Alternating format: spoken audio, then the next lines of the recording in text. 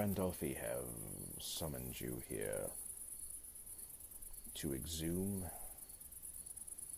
resurrect, and examine a criminally caged and subsequently forgotten yet critical element of our cinematic ecosystem. I'm of course referring to 1940s The Ape. 5, 4, 3, 2, 1, 0.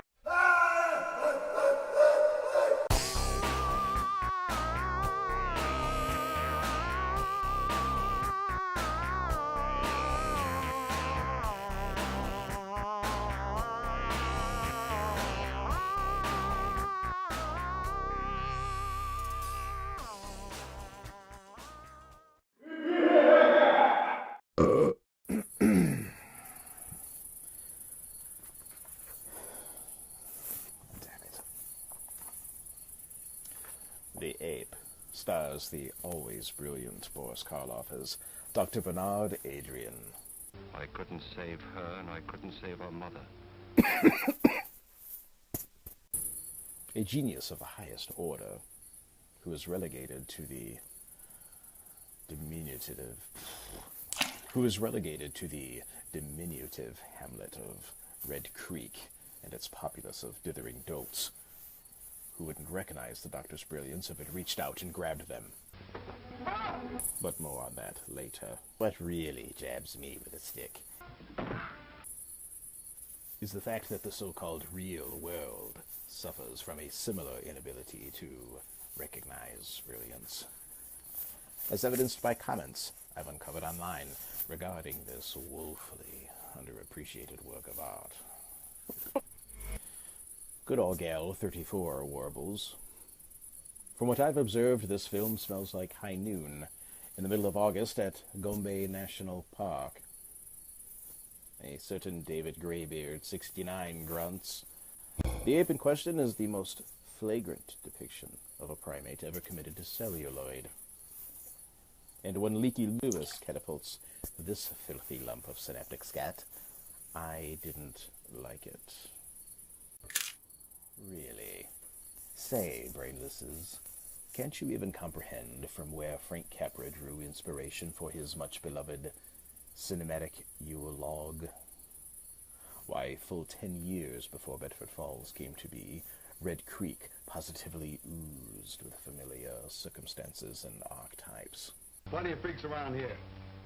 Roaming gangs of urchins. A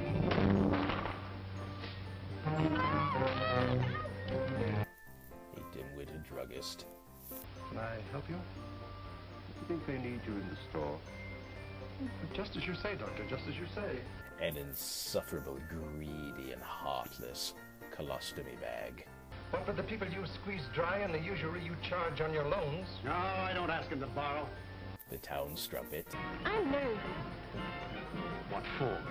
Well, out with a married man and, you know. Dilapidated houses pelted with stones. Get out of there, you little rock! What are you? Old Lang Syne.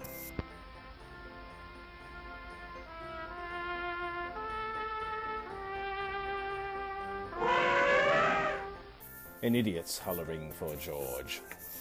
George! George! Oh look, there's even someone confined to a wheelchair. Come with the doc. Don't let him throw you. Bye, Doctor. Goodbye, Mother. It's a not-so-wonderful life for Dr. Adrian, as he is viewed by the small minds around him as something of a mad scientist.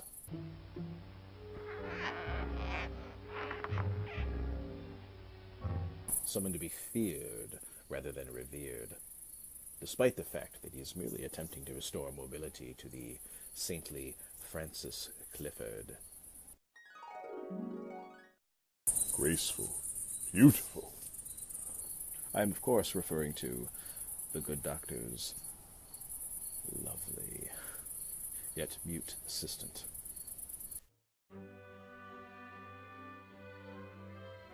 Jane.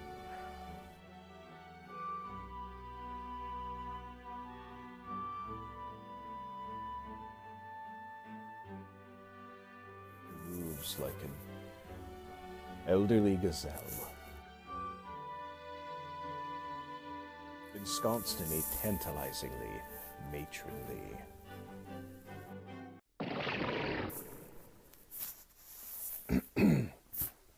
Attempting to thwart Dr. Adrian in his noble quest is Francis's grease monkey would-be suitor, I don't like things I can't understand. Ignoramus. It is within this not-so-idyllic setting that something wicked this way comes. That macabre, olfactory assault of cotton candy and feces, wrapped in cheap thrills and sprinkled with glitter. The circus.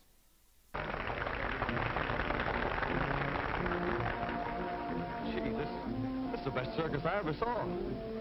Ignoramus. Here we encounter the local sheriff, Jeff Halliday. I'm just a bit scared, Doc, but don't tell anybody about it. Mostly he abuses his authority to obtain free nuts, Get him while the hop. Raise up. All right, officer. while some unfortunate lad gets his trodden upon. Right hard on the other. Excuse me, Sonny. After the so-called performance, the ape justifiably throttles his tormenting trainer and escapes, while said trainer is delivered into the capable hands of Dr. Adrian for treatment. Am I gonna die? We all have to die sometime. The ever-adroit doctor takes the opportunity to extract a few cc's of spinal fluid from the dying dolt. Hey, Doc. What are you gonna do to me? I'm going to write you into medical history. To be used in Francis's treatment prior to the incident. Adrian also proves himself the proverbial badass when the ape later breaks into his laboratory.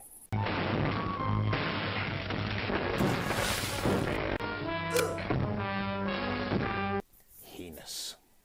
In addition to being a proverbial badass, Dr. Adrian proves himself a proficient tanner as he cunningly fashions himself an ape suit from the deceased primate's hide in order to surreptitiously collect more samples of precious bodily fluid, spinal fluid. And who is to be the first donor? Why, fittingly enough, it's the aforementioned bag of colostomy. Why don't you try going somewhere else? I've got no place to go. You got the river. Ah, my favorite part.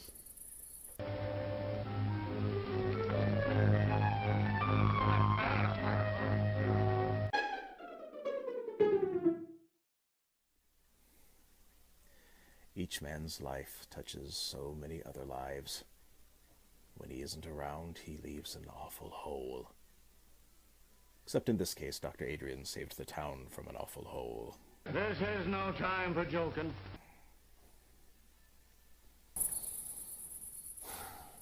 It's all for the better, as Francis continues to make progress under Dr. Adrian's Steve Jobs-like tutelage.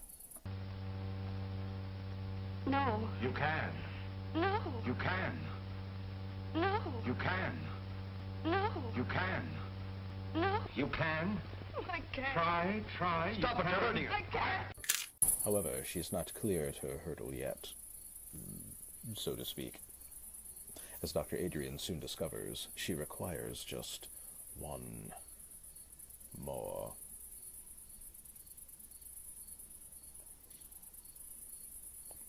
Treatment. One more. One more. But where It's a Wonderful Life fails miserably by its descent into sentimental hogwash, The ape succeeds brilliantly by its ascent into stark reality. For despite all of Dr. Adrian's dedication, passion, and hard work,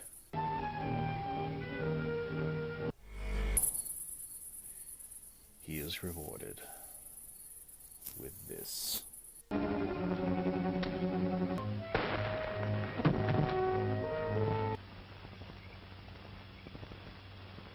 dog. And as for Frances, does she walk?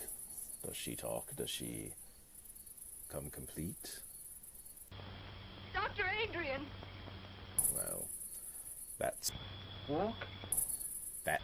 Walk? That's hardly a concern of mine. The point being, for the simple among you, that Dr. Adrian and this very film are victims of society's blatant collective ignorance. You're so intense you frighten me sometimes. Granted, Dr. Adrian's methods could be construed as somewhat unorthodox, but you have to be willing to murder a few undesirables and harvest their precious bodily fluids if you wish to restore a young waif's ability to elude the salacious advances of the town mechanic. Well, that about takes care of me. Heed my enlightening words as they penetrate your ear hole. Allow them to melt away your misconceptions. Search your tainted soul. Disregard the naysayers. Embrace the truth with your eyes. Do this, and you can learn to appreciate the ape as much as I. I can't. Yes, you can. No. Yes. No. Yes. No. Oh, shut up. I'm sorry it's over.